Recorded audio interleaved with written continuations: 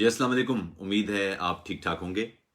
अम, अभी दोस्त आते हैं तो तफसील से बात करते हैं, और ये ख्वाहिश होगी मेरी कि आपसे जब आज तफसीली बैठक हो रही है, क्योंकि काफ़ी दिन के बाद आज मौका मिला है, कुछ वक्त निकल पाया है, तो इसमें बहुत सारी अहम बातें जो, और ख़ास तौर पर गुज़िश्ता चंद रोज़ के अंदर जो कुछ तेज़ी से तब्दीलियाँ हो रही हैं, उन पर बात करेंगे। बहुत सारे लोगों को एकदम हमने देखा है कि उठाए जाने का सिलसिला शुरू हो गया है, तो इस पर बात करेंगे। बाकी कुछ कुछ चीज़ें ऐसी हैं जो हमारे रवैयों से जुड़ी हुई हैं, उन पर भी हम आज बात करेंगे कि हम बेहिसी में किस हद तक शामिल होते जा रहे हैं, और ये क्यों ऐसा मौका है कि हम बिल्कुल ख्याल नहीं कर पा रहे हैं, और जो इंसानियत है वो आहिस्ता आहिस्ता हमसे दूर होती जा रही है। तफसील से इस पर बात करते हैं। दीगर दोस्त भी आ जाएं, आन बैठें इस बैठक में। इस बैठक की एक बुनियादी वजह ये है कि हम कम से कम एक ऐसा प्लेटफॉर्म हमारे पास हो जिसमें हम मुश्किल मौज़ूआत पर बात कर सकें संजीदा अंदाज से। और ये कोशिश होती है कि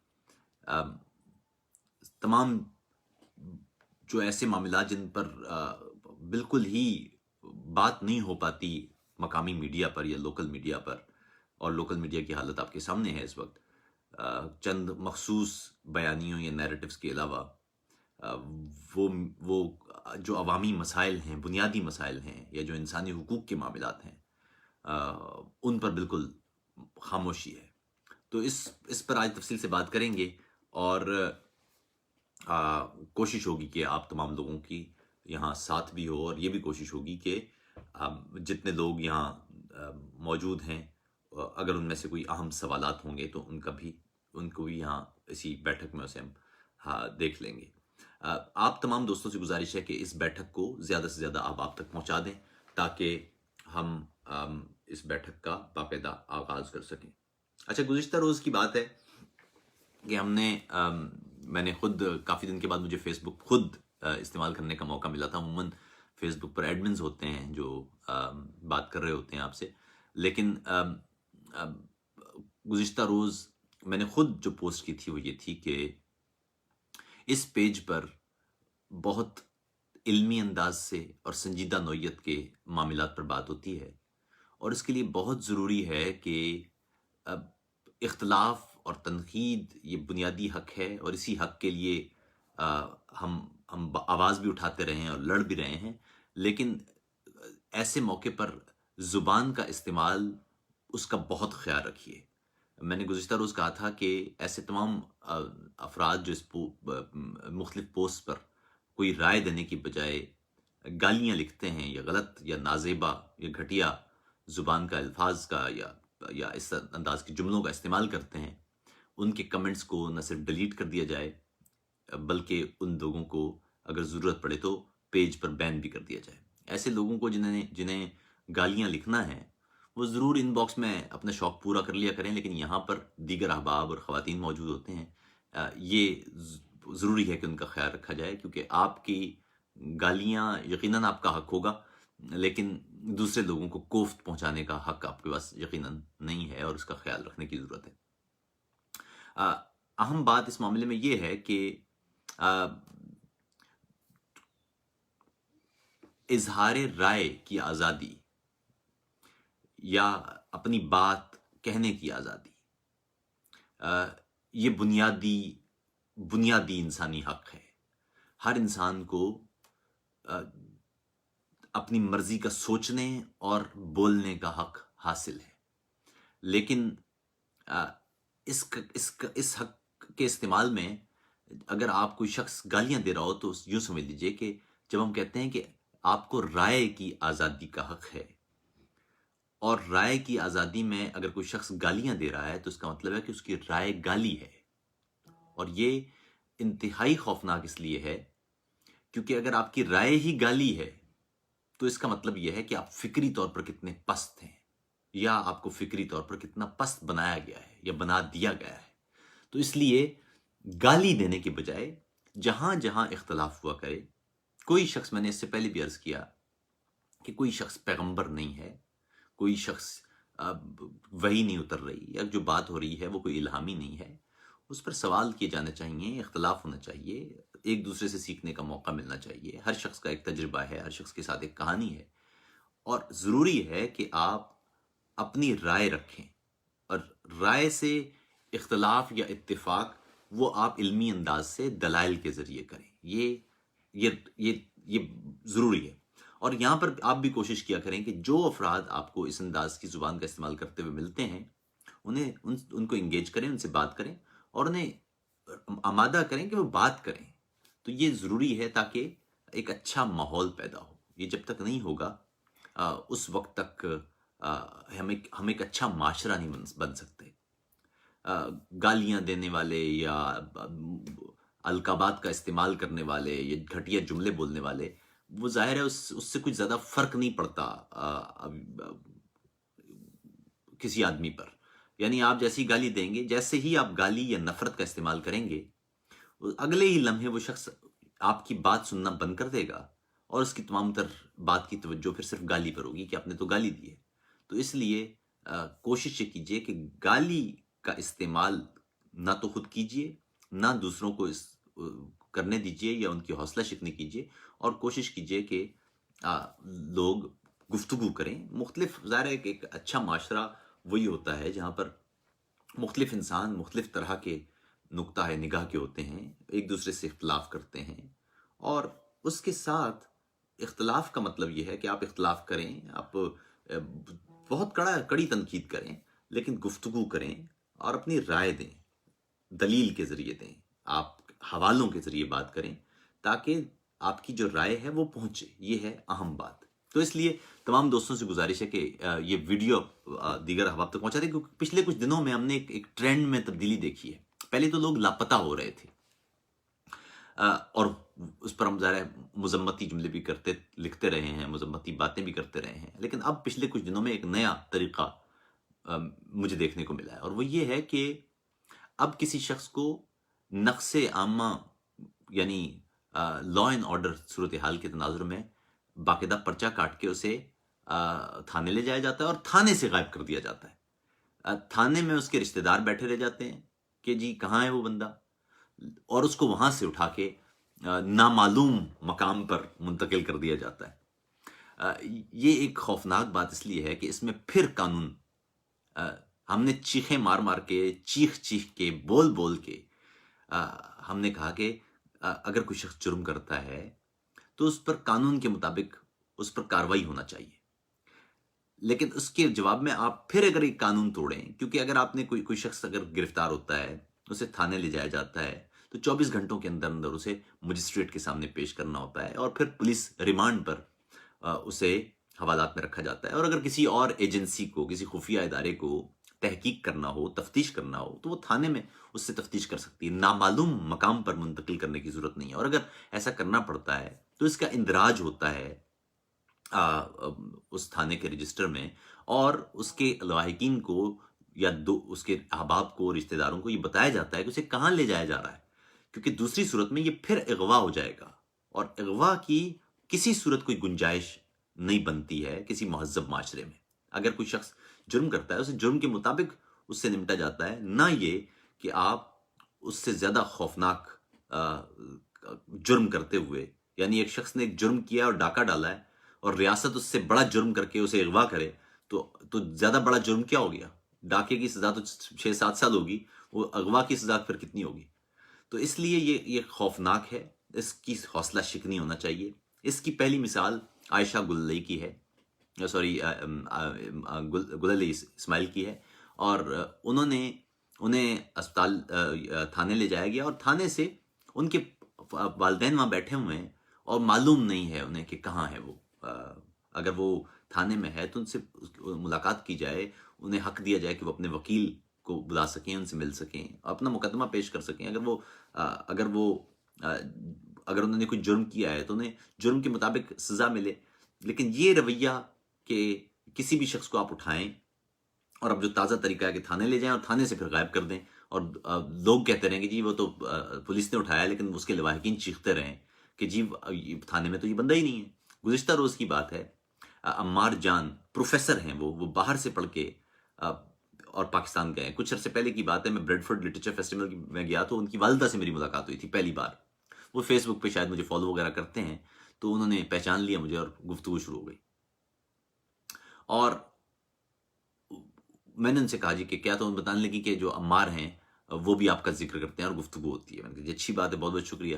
تو پھر میں نے کہا جی کیا عمار کیا کر رہے ہیں؟ تو انہوں نے بتایا کہ جو پڑھا رہے ہیں، وہ پڑھاتے ہیں اسلام آباد میں یا یا یا کسی اور علاقے میں، اور وہ باہر سے پڑھ کے پاکستان گئے ہیں اور وہاں انہوں نے پڑھانے کا کام شروع کیا ہوا ہے.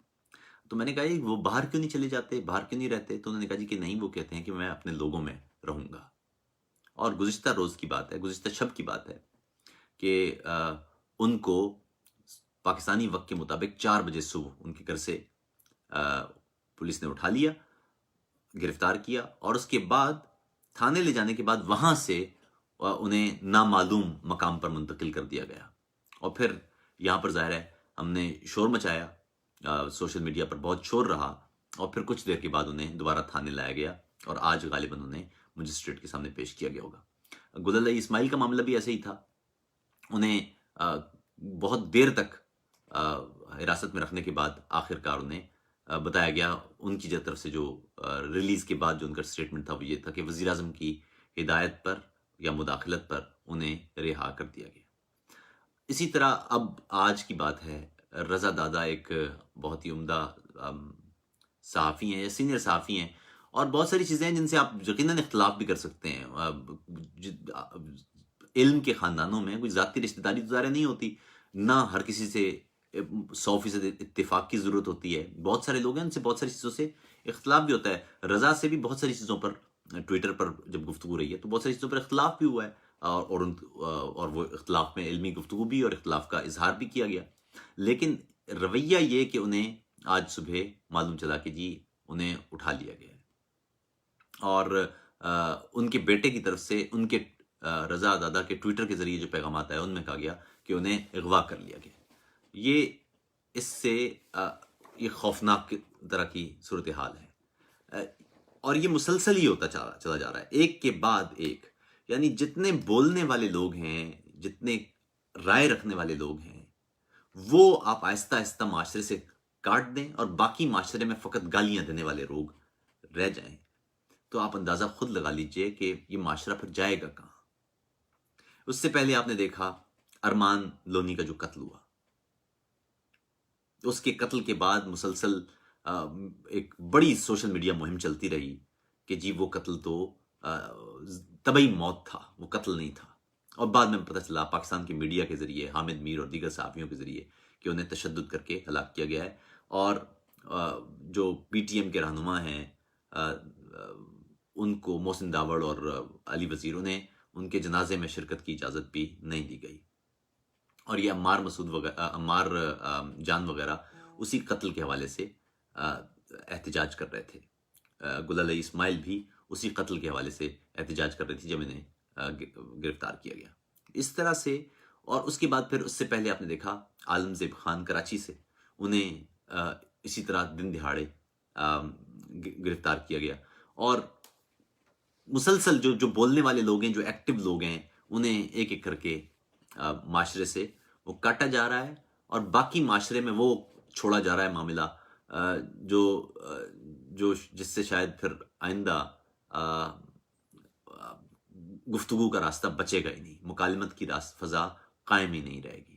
اور اس سے زیادہ خوفناک بات یہ ہے کہ جو میڈیا ہے، جس کی ذمہ داری ہے کہ انسانی حقوق کی صورتحال اس پر بات کرے، وہ بالکل خاموش ہے. حکومت کی ذمہ داری ہے کہ وہ ملک میں دستور کی بالادستی قائم رکھنے کے لیے طاقت لگائے، حکومت خاموش ہے. سپریم کورٹ کی ذمہ داری ہے کہ وہ ملک میں انسانی حقوق کی پامالی نہ ہونے دے، سپریم کورٹ بھی خاموش ہے. تو جب ملک کے اہم ادارے وہ خاموش ہوں، اور حالت یہ ہو کہ خفیہ ایجنسیاں وہ اپنی مرضی سے اس انداز کے اقدامات کرنے لگ جائیں جو قانون سے متصادم ہوں، یعنی آپ نے گالیاں دینا ہے تو وہ پولیس کو دیں گے اب آپ، اور جو کام ہے وہ ہو رہے ہیں غیر قانونی طور پر، تو اس سے نقصان یہ ہوگا کہ ایک تو سویلین ادارے اور جو پہلے کمزور ہیں اور کمزور ہوں گے، اور ساتھ ہی ساتھ ملک کا بنیادی جو انسٹیٹیوشنل ڈھانچہ ہے یا جو ادارے ہیں ملک کے، وہ تباہ ہونا شروع ہو جائیں گے، اور رفتہ رفتہ آپ کے پاس ایک ایسی لاٹ بچے گی جس میں بولنے والا یا مکالمت والا یا گفتگو والا کوئی شخص نہیں ہوگا، اختلاف کی کوئی جگہ باقی نہیں ہوگی، اور آپ رفتہ رفتہ شمالی کوریا جیسے کسی ملک میں تبدیل ہو جائیں گے، یا برونڈی یا صومالیہ بن جائیں گے۔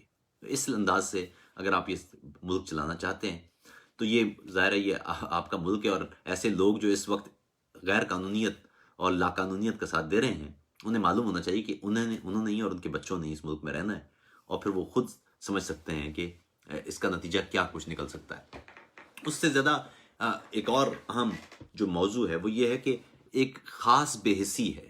اس سے پہلے تو یہ ہوتا تھا کہ اگر کوئی شخص اغوا کر لیا جاتا تھا یا ماورائے عدالت قتل ہوتا تھا تو یہ ایک جملہ ہم اکثر سنا کرتے تھے کہ جی کچھ کیا ہوگا تو مار دیا گیا، اور اب یہ بڑھتے بڑھتے عوامی سطح پر یعنی سڑکوں پر ایسے قتل وہ دکھائی دینے لگے ہیں، اور یہ اس لیے خوفناک ہے کہ اگر سڑکوں پر ہم اس طرح سے خون بہانے کی اجازتیں دینے لگ گئے تو نتیجہ یہ نکلے گا کہ پھر کوئی بھی محفوظ نہیں بچے گا۔ اگر گلیوں، چوراہوں، سڑکوں، چوباروں پر اس انداز سے انسانی لہو گرے گا تو ایک حد کے بعد مٹی سرخ ہونا بند ہو جاتی ہے، اس کے بعد سیاہ ہو جاتی ہے، تاریکی اس انداز میں چلی جاتی ہے کہ جہاں سے پھر روشنی کی کوئی رمق باقی نہیں رہ سکتی۔ اس لیے لا قانونیت کو ہر صورت میں اس کی مذمت کیجیے، اور آپ نے دیکھا ہوگا کہ کوئی بھی اس انداز سے مشعل خان کا قتل ہو، یا گزشتہ روز جو آپ نے دیکھا کراچی میں ارشاد رانجھانی کا قتل، جہاں لوگ مجمع بنا کے وہ بیٹھ جاتے ہیں، کھڑے ہو جاتے ہیں۔ یہ مجمع بھی دو طرح کے ہیں۔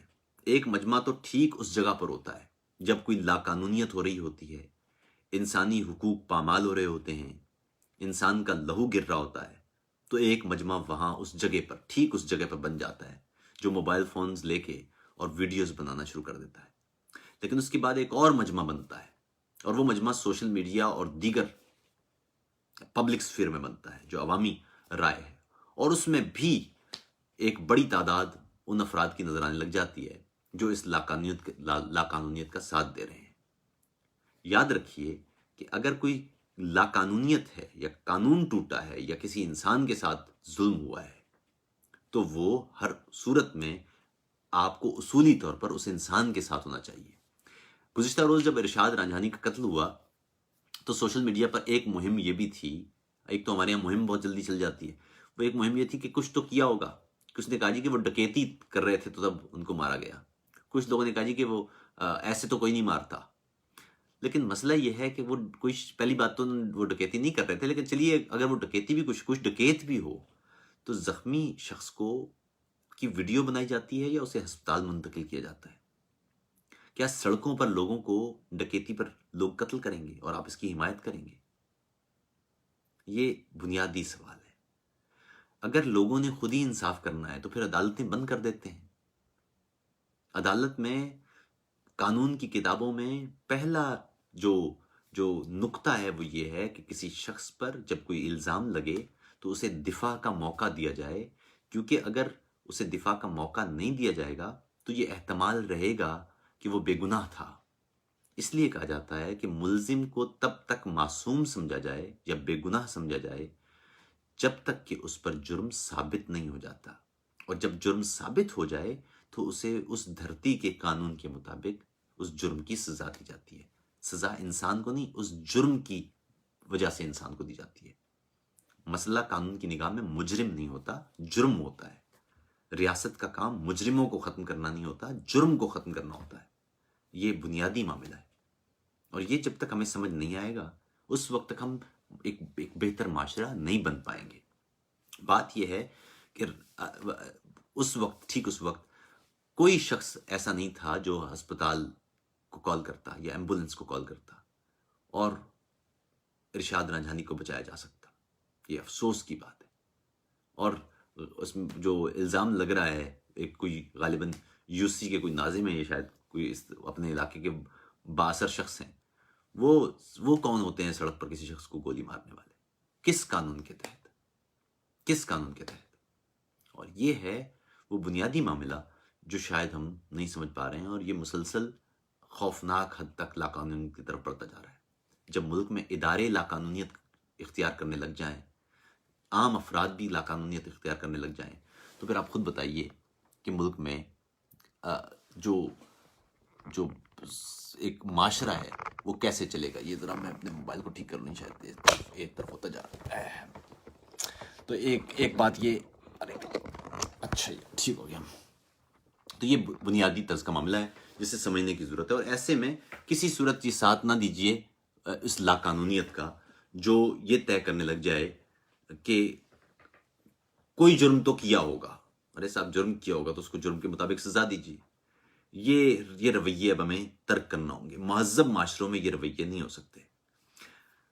پھر اوپر سے ایک آج کل ایک روایت چل پڑی ہے سوشل میڈیا مہم بنا دینے کی.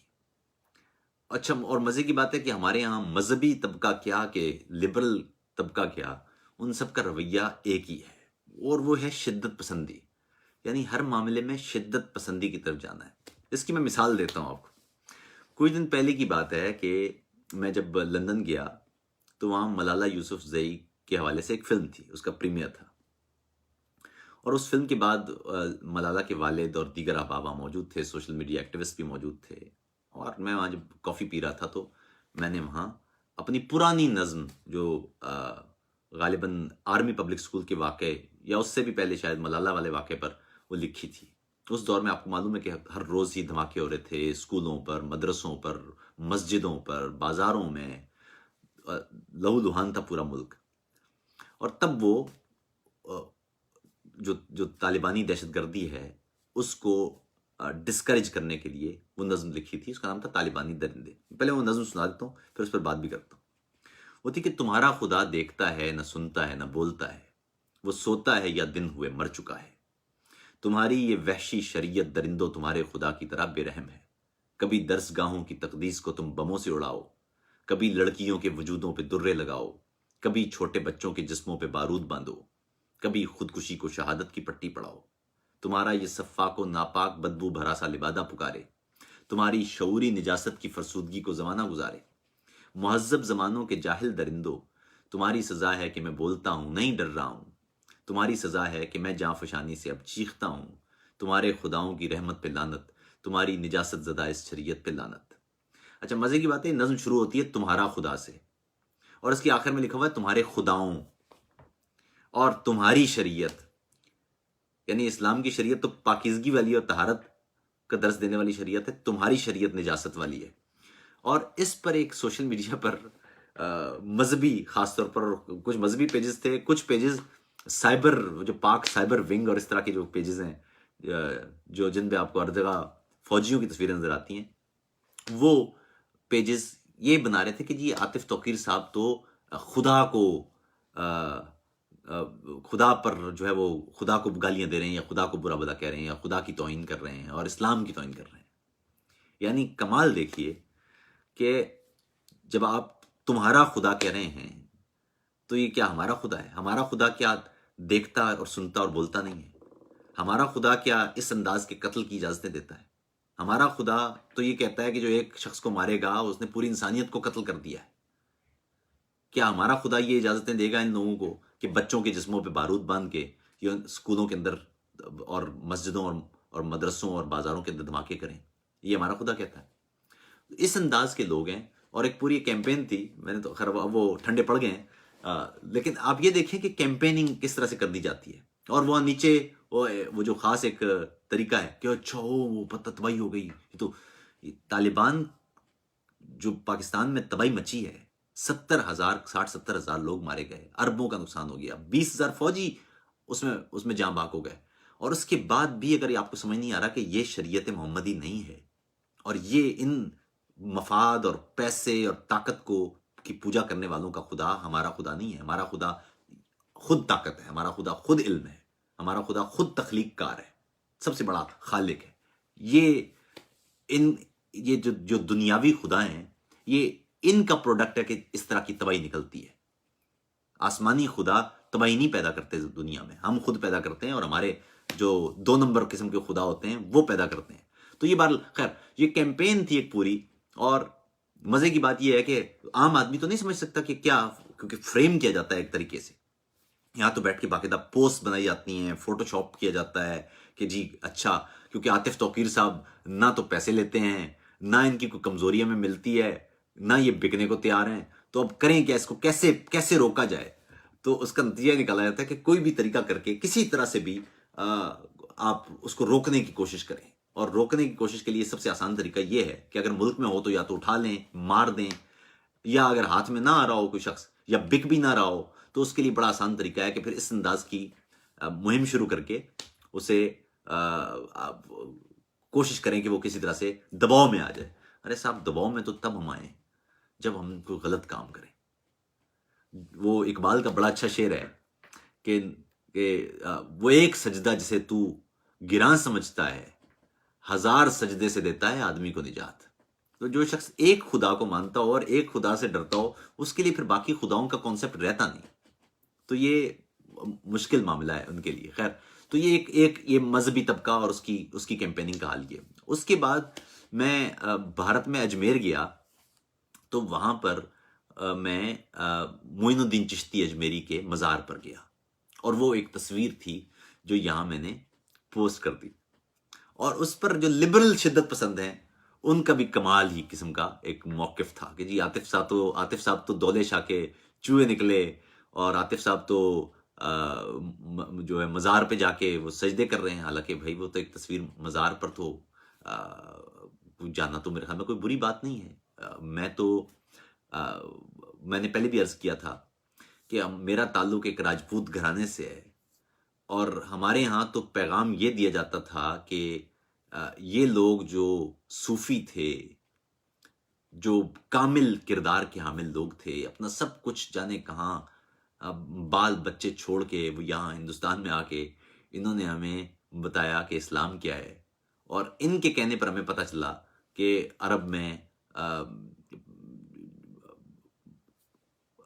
اسلام ہے، اور اسلام عرب میں اتر چکا ہے، اور قرآن عرب میں اتر چکا ہے، اور پیغمبر صلی اللہ علیہ وسلم ہمارے رسول ہیں اور اللہ ہے۔ یہ ہندوستان کے لوگوں کو یا دنیا کے دیگر علاقوں کے لوگوں کو پتہ کیسے چلتا جب تک کہ وہاں یہ لوگ پیغام لے کے وہ نہ آتے؟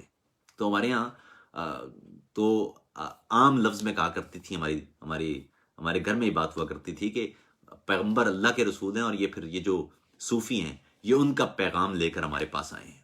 تو ان کی عزت اور تکریم تو ظاہر ہے آپ خود سوچیں کہ کس حد تک ہوگی۔ اور یہاں پر آپ جب عزت اور تکریم کہہ رہے ہیں تو اس میں کس نے کہا آپ کو کہ آپ جا کے اس کا مطلب عزت اور تکریم کا مطلب ہے کہ آپ جا کے وہاں ان بزرگوں کو کوئی اللہ مان رہا ہے؟ اللہ تو آپ پیغمبر کو بھی نہیں مان سکتے، اللہ ماننے کی تو یہاں بات ہی نہیں ہو رہی ہے، لیکن وہ ایک پورا ایک فریم ہے۔ اچھا، اور دوسری بات ہے جو لبرل ہیں ان کا اعتراض یہ ہے کہ جی عاطف توقیر صاحب تو لبرل ہے۔ ارے بھائی، میں نہ لبرل ہوں، نہ میں مذہبی ہوں، نہ میں غیر مذہبی ہوں، میں ایک شاعر ہوں۔ اور آپ کو جن لوگوں کو بھی اعتراض ہو وہ سمجھیں کہ ایک چیز یاد رکھیے، وہ یہ ہے کہ ایک ہوتی ہے چیز مذہبی ہونا، ایک ہوتی ہے ثقافت بھی۔ ہماری ایک ثقافت بھی ہے، ہماری صدیوں کی ثقافت ہے، اس ثقافت کا بھی ہمیں خیال رکھنا ہوتا ہے۔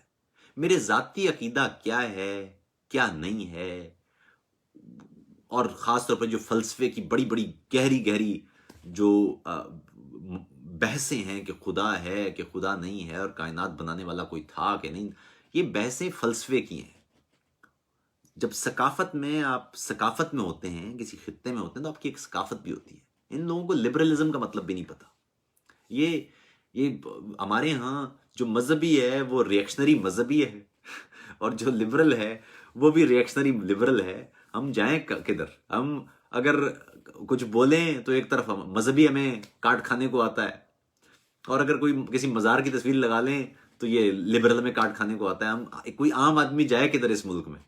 تو اس انداز کی چیزیں یہ اور ایک پورا ایک فریم بنایا جاتا ہے ایک کیونکہ یہاں تو رویہ یہ ہے کہ الزام لگا دیں، ثبوت کس نے مانگنا ہے، شواہد کون ڈھونڈتا ہے؟ بس کسی کو بھی کہتے ہیں کہ جی فلاں کافر ہے، یہ فلاں غدار ہے، فلاں ایجنٹ ہے، بس ٹھیک ہے، اس نے اب وہ کیسے ثابت کرتا رہے گا؟ دنیا بھر میں رویہ یہ ہے کہ کسی شخص پر پہلے جب آپ الزام لگائیں گے تو جو الزام لگائے گا وہ پھر ثبوت بھی فراہم کرے گا۔ آپ کہہ رہے ہیں جی غدار ہیں، ٹھیک، بتائیے غدار کیسے ہیں، بتائیے غدار کیسے ہیں؟ غدار کے تعریف تو لکھی ہوئی ہے کہ جو شخص دستور توڑتا ہو.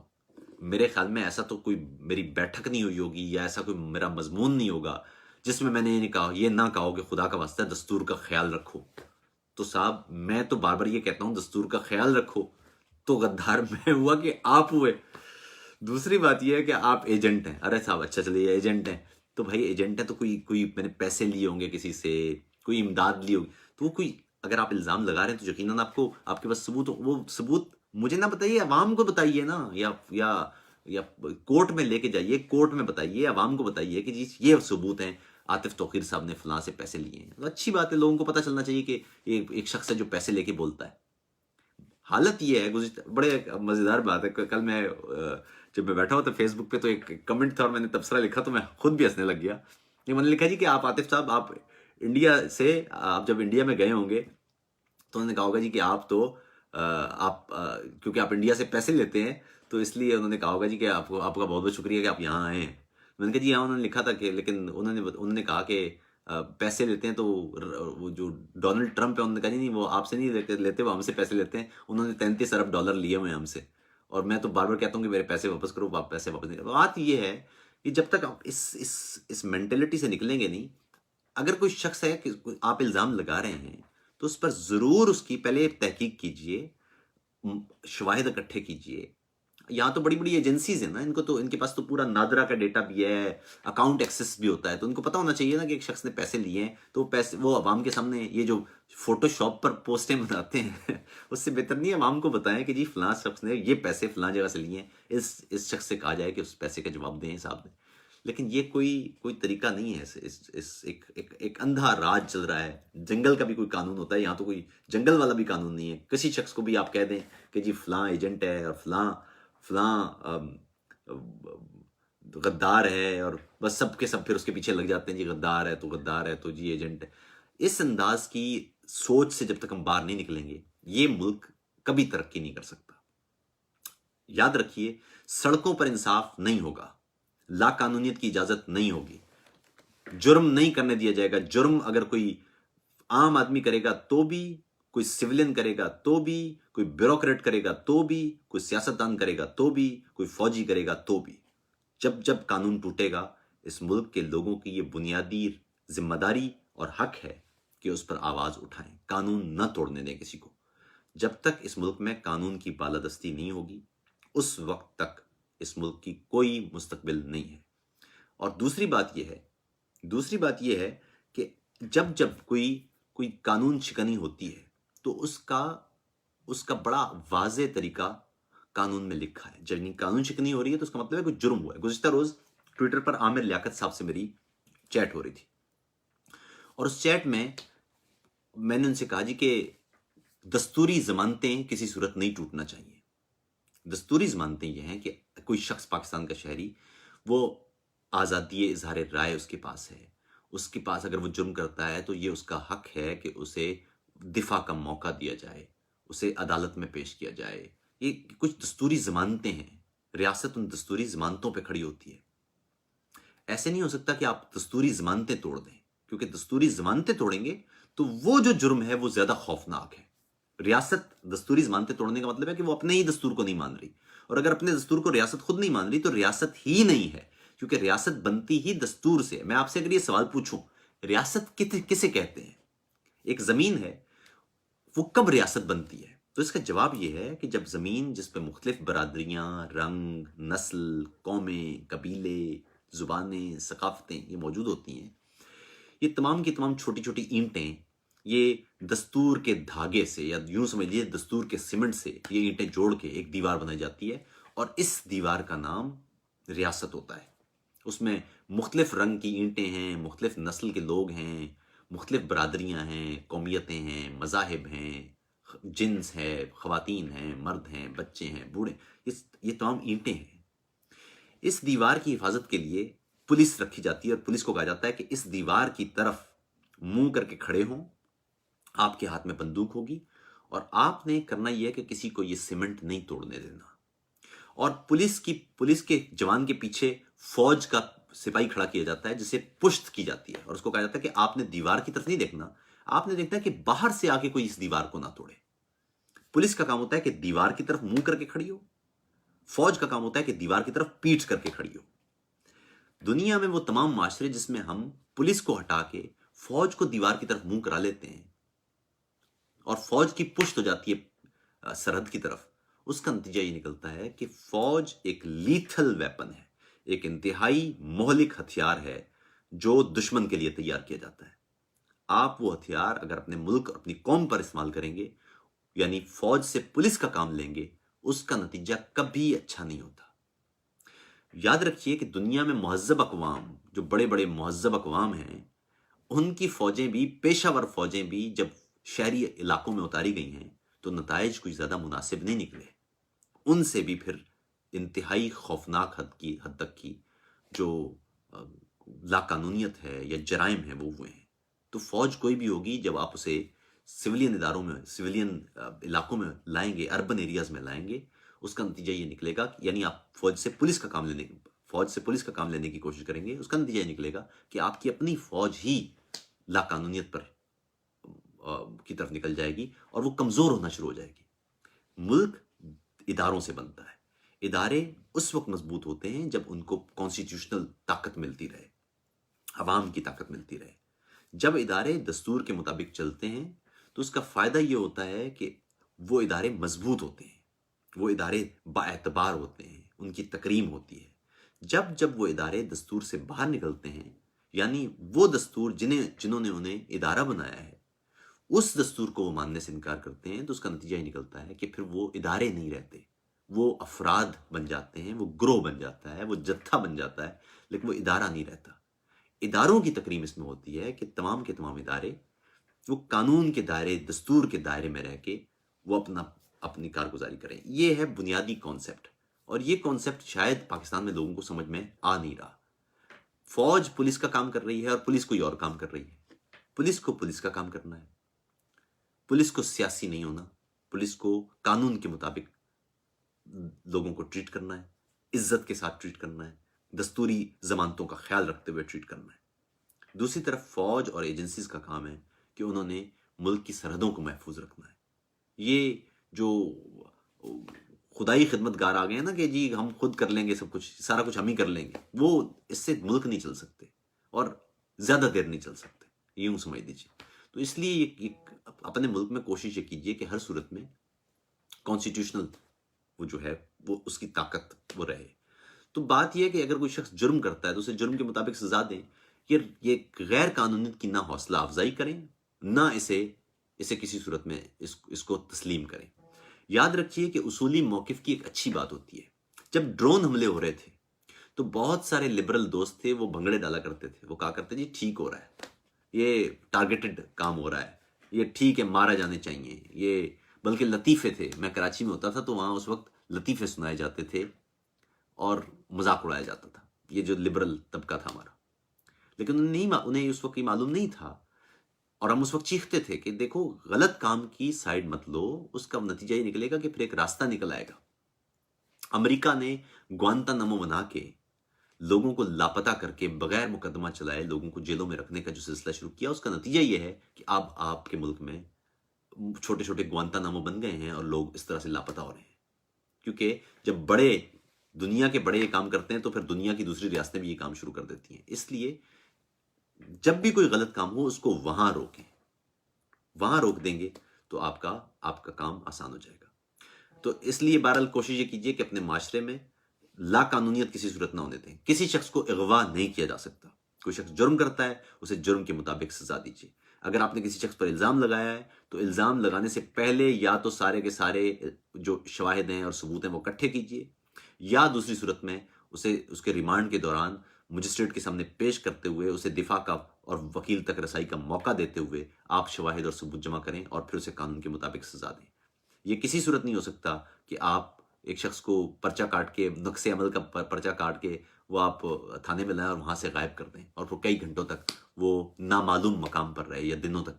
ये किसी सूरत इसको काबिल कबूल नहीं समझा जा सकता और उसके लिए भरपूर आवाज़ उठाई जाना चाहिए और उठाई जाएगी। अपना ख्याल रखिएगा। ये पैगाम ज़्यादा से ज़्यादा आप तक पहुँचा दीजिए और कोशिश ये भी कीजिए कि इरशाद रांझानी जैसे कत्ल सड़कों पर नहीं होने चाहिए।